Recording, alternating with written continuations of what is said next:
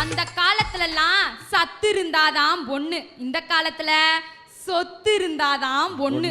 கம்பு சுத்துனா பொண்ணு தருவாங்க, காளை அடக்குனா பொண்ணு தருவாங்க, இளவட்ட கல்ல தூக்குனா பொண்ணு தருவாங்க. இப்படிதான் சார் இருந்துச்சு அந்த காலத்துல.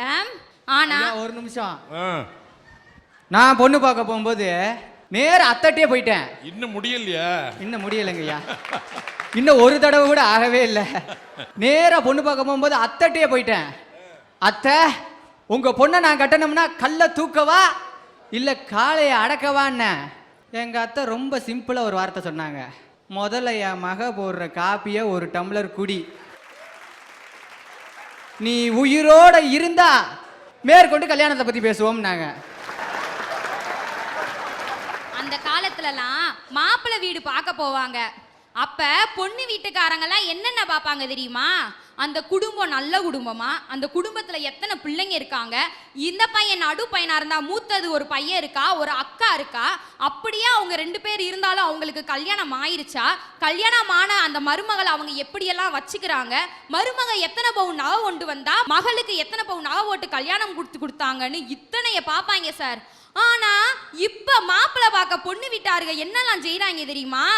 வீடு இருக்கா, காடு இருக்கா, வயல் இருக்கா, தோப்பு இருக்கா, செடி இருக்கா, கொடி இருக்கான்னு மட்டுமா விட்டாங்க.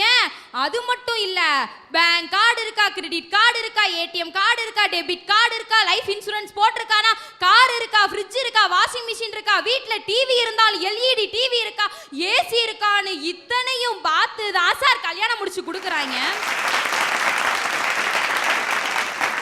சார். இப்படிதான் எங்க பக்கத்து வீட்டுல ஒரு அக்கா, அவங்களுக்கு ஒரு மக 10th படிச்சு எக்ஸாம் எழுதி இருந்துச்சு, ரிசல்ட்டும் வந்துருச்சு.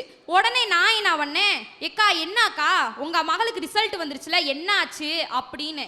உடனே அந்த அக்கா என்னை சொல்லிச்சு, போமா அவ ஒரு பொசக்கட்டவ, என்னக்கா இப்படி போய் மகளை திட்டுற, அவ வெறும் 200 மார்க் எடுத்து ஃபெயில் ஆகி போயிட்டாமா, அவளை என் அண்ணன் மகனுக்கு கல்யாணம் பண்ணி வைக்க போறேன்னு சொன்னாங்க சார். உடனே நான் சொன்னேன், எக்கா நீ என்னக்கா இந்த காலத்துல இருந்துகிட்டு இப்படி பேசுற, பிள்ளைங்க படிக்காட்டி ஒரு நாய் வேய் கூட மதிக்காதுக்கா, அதனால நீ உன் பிள்ளைய படிக்க வைக்கான்னு சொன்னேன் சார். உடனே அவங்களும் டுட்டோரியலை சேர்த்து விட்டு +2வும் படிக்க வச்சாங்க சார். +2ல பையவுல நல்ல மார்க் எடுத்த உடனே பிஎஸ்சி சேர்த்து விட்டாங்க. ஒரு நாள் எதர்ச்சியா அவங்கள ஒரு ரோட்ல பாக்குறேன். பார்த்த உடனே, என்னக்கா உன் மகளுக்கு கல்யாணம்னு சொன்னியே எப்பன்னு கேட்டேன். மாப்பிள்ளை பார்த்துக்கிட்டு இருக்காங்க பானுச்சு. என்னக்கா சொல்ற, நீதே உன் அண்ணன் மகன் இருக்கானே அப்படின்னு தான் சார் கேட்டேன்.